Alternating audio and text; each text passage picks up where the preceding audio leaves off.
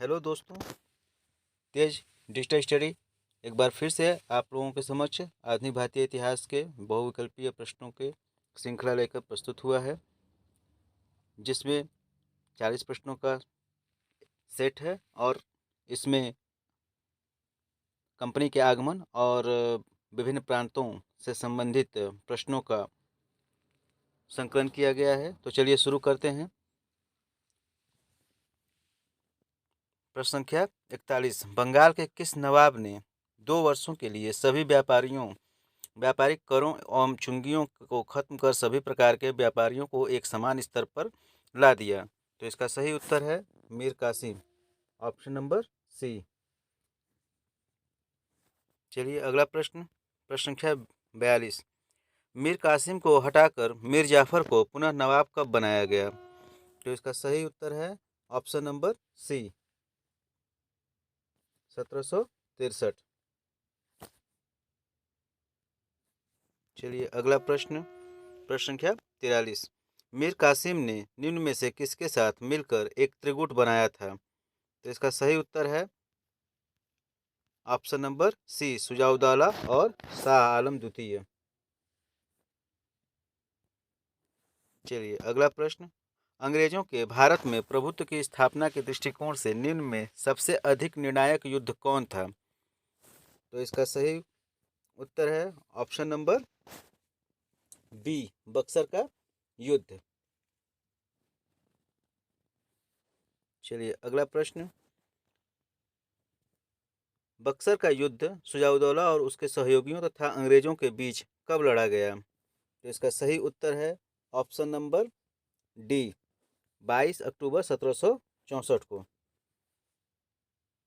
चलिए अगला प्रश्न संख्या 46। बक्सर के युद्ध 1764 में अंग्रेजी सेना का नेतृत्व किसने किया था? तो इसका सही उत्तर है option number C, Hector Munro. चलिए अगला प्रश्न। बक्सर युद्ध के समय दिल्ली का शासक कौन था? तो इसका सही उत्तर है option number D, Shah Alam द्वितीय। चलिए अगला प्रश्न संख्या 48। बक्सर युद्ध के समय बंगाल का नवाब कौन था? तो सही उत्तर है इसका option number C, Mir Jafar. चलिए अगला प्रश्न संख्या 49। इनमें से कौन बक्सर के युद्ध मैदान से भाग गया? तो बक्सर के युद्ध के मैदान से कौन भाग गया था? इसमें option number A, Mir Qasim.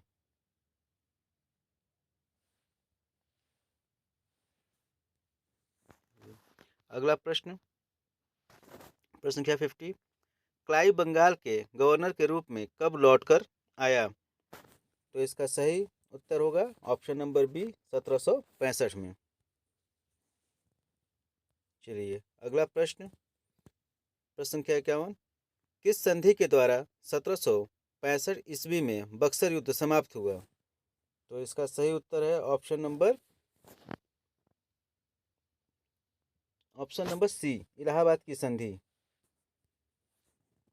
चलिए अगला प्रश्न देखते हैं। क्लाइव और मुगल बादशाह शाह आलम द्वितीय के साथ हुई इलाहाबाद की संधि 12 अगस्त 1765 की शर्तों में निम्नलिखित में क्या शामिल था? तो देखते हैं इसके स्टेटमेंट क्या क्या हैं। पहला, मुगल बादशाह ने बंगाल, बिहार और उड़ीसा की दीवानी अंग्रेजों को सौंप दी। दूसरा है, अंग्रेजों ने अवध के नवाब से कड़ा और इलाहाबाद के क्षेत्र लेकर शाह आलम द्वितीय को दे दिए। तीसरा है, एक फरमान द्वारा मुगल बादशाह ने मीर जाफर के पुत्र नजमुद्दौला को बंगाल, बिहार एवं उड़ीसा प्रांत का नवाब स्वीकार कर लिया। और चौथा है, अंग्रेजों ने मुगल बादशाह को वार्षिक 26 लाख रुपए देना निश्चित किया। तथा पांचवा है, अंग्रेजों ने मुगल बादशाह को पुनः दिल्ली जाने की अनुमति प्रदान की। तो इसका सही उत्तर है ऑप्शन नंबर सी, 1, 2, 3, 4 इसके सही स्टेटमेंट हैं, परंतु पांचवा स्टेटमेंट इसका गलत है। चलिए अगला प्रश्न। क्लाइव तथा अवध के नवाब सुजाउद्दौला के मध्य होने वाले इलाहाबाद की दूसरी संधि 16 अगस्त 1765 में क्या शामिल था? तो इसका सही उत्तर होगा ऑप्शन नंबर डी, उपरोक्त सभी। इसमें क्या क्या है? अवध प्रांत से कड़ा और इलाहाबाद जिले लेकर अंग्रेजों ने मुगल बादशाह को दे दिया। दूसरा, अवध के नवाब ने कंपनी को युद्ध के हर जाने की क्षतिपूर्ति के रूप में 50 लाख रुपए देने का वचन दिया। और तीसरा है, नवाब बनारस और गाजीपुर की जागीर राजा बलवंत सिंह को पैतृक जागीर के रूप में प्रदान करेगा तथा चुनार का दुर्ग अंग्रेजों को सौंपेगा। इस प्रकार इसके सभी स्टेटमेंट सही है। चलिए अगला प्रश्न देखते हैं। प्रश्न संख्या 54, बंगाल में दोहरी शासन व्यवस्था किसके द्वारा लागू की गई थी? इसका सही उत्तर होगा ऑप्शन नंबर ए, रॉबर्ट क्लाइव। चलिए अगला प्रश्न, कंपनी ने बंगाल में द्वैत शासन की शुरुआत की, जिसकी निम्नलिखित में से क्या विशेषताएं थीं? तो इसका सही उत्तर होगा उपर्युक्त सभी। देख लेते हैं क्या क्या स्टेटमेंट हैं इसमें। प्रशासन का अंग्रेज नियंत्रकों तथा भारतीय प्रतिनिधियों में विभाजन, कंपनी दीवान थी एवं नवाब नाजिम। कंपनी ने अपनी शक्तियों का प्रयोग प्रत्यक्ष रूप से न कर नायब सूबेदार के माध्यम से किया। इस प्रकार सभी स्टेटमेंट इसके सही हैं। चलिए अगला प्रश्न देखते हैं, बंगाल के निजामत का क्या अर्थ है? बंगाल के निजामत का क्या अर्थ है? ऑप्शन नंबर बी, प्रशासन। निजामत का अर्थ हुआ प्रशासन। चलिए अगला प्रश्न देखते हैं। प्रश्न संख्या 57, 1765 ईस्वी में बंगाल में लागू द्वैत शासन प्रणाली की सबसे बड़ी कमी क्या थी? तो इसकी सबसे बड़ी कमी थी, इसमें कंपनी के पास अधिकार थे परंतु जिम्मेदारी नहीं था, और नवाब के पास जिम्मेदारी थी लेकिन अधिकार नहीं था। अतः इस प्रकार ऑप्शन नंबर बी इसका सही उत्तर होगा। चलिए अगला प्रश्न देखते हैं। प्रश्न संख्या 58, इलाहाबाद की संधि 1765 के बाद रॉबर्ट क्लाइव ने मुर्शिदाबाद का उप दीवान किसे बनाया? तो इसका सही उत्तर है ऑप्शन नंबर ए, मोहम्मद रजा खां को रॉबर्ट क्लाइव ने मुर्शिदाबाद का उप दीवान बनाया था। चलिए अगला प्रश्न, प्रश्न संख्या 59, निम्नलिखित में से किस भारतीय को रॉबर्ट क्लाइव ने बिहार का नायब दीवान नियुक्त किया था? तो इसका सही उत्तर होगा ऑप्शन नंबर डी, राजा सिताब राय। चलिए अगला प्रश्न, 1765 में मीर जाफर की मृत्यु के बाद कंपनी द्वारा बंगाल का नवाब किसे बनाया गया? तो इसका सही उत्तर है ऑप्शन नंबर ए, नजमुद्दौला को। यानी मीर जाफर की मृत्यु के बाद नजमुद्दौला बंगाल का नवाब बना। चलिए अगला प्रश्न देखते हैं। प्रश्न संख्या 61, कर्नल क्लाइव का गधा या कर्नल क्लाइव का सियार या धन देने वाली बोरी की संज्ञा किसे दी गई थी?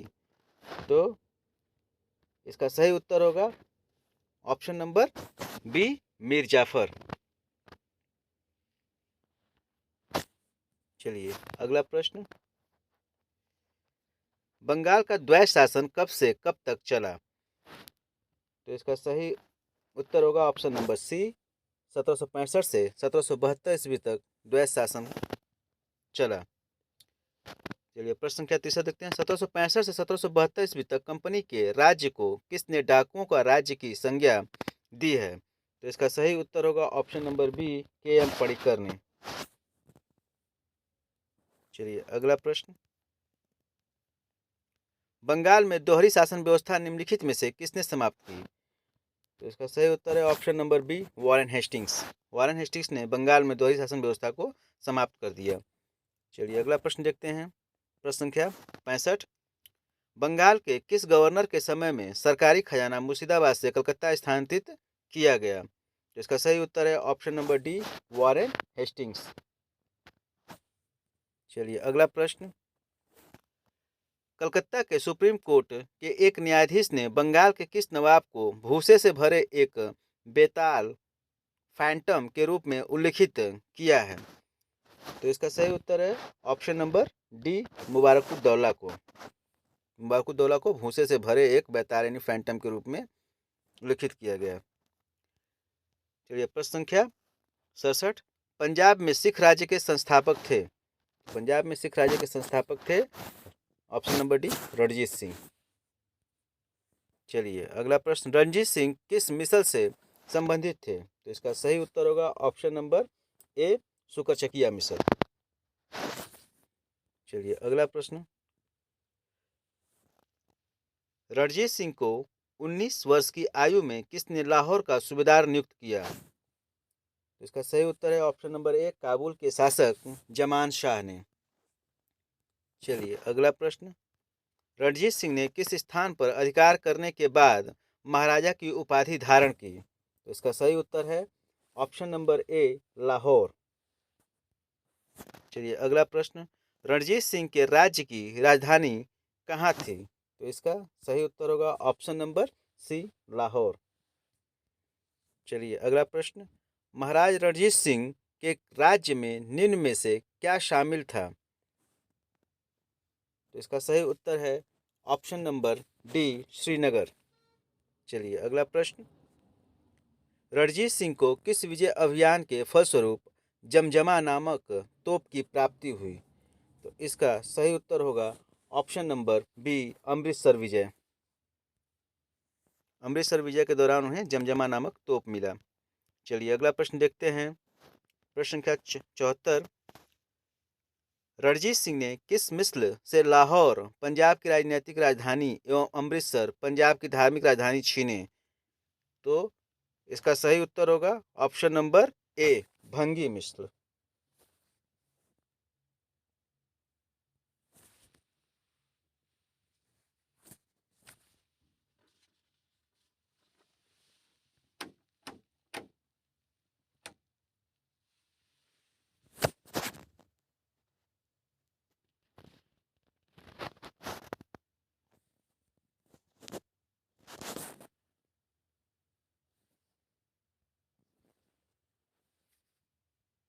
चलिए अगला प्रश्न देखते हैं,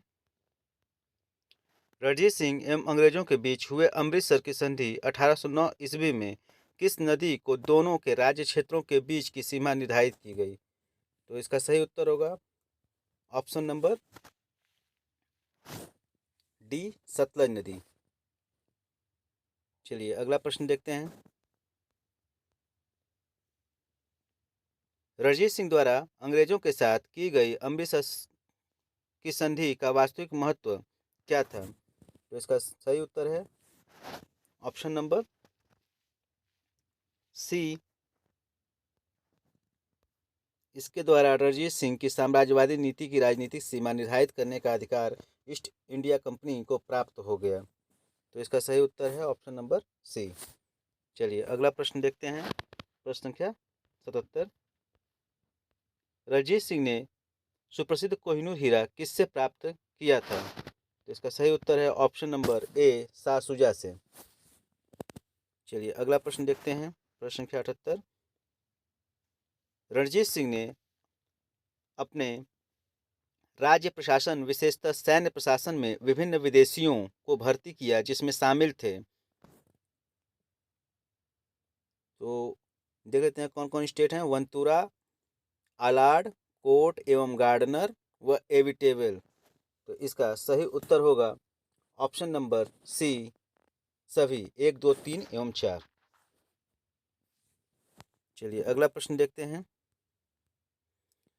रणजीत सिंह की सेना का निम्नलिखित में से कौन सा अंग सिख सेना का आदर्श ब्रिगेड था? तो इसका सही उत्तर है ऑप्शन नंबर बी, फौजे खास। चलिए अगला प्रश्न देखते हैं, किसने कहा था कि ईश्वर की इच्छा थी कि मैं सब धर्मों को एक निगाह से देखूं, इसीलिए उसने दूसरी आंख की रोशनी ले ली? तो यह कथन रणजीत सिंह का था। ऑप्शन नंबर ए इसका सही उत्तर होगा। दोस्तों इस प्रकार 40 प्रश्नों की श्रृंखला समाप्त हुई।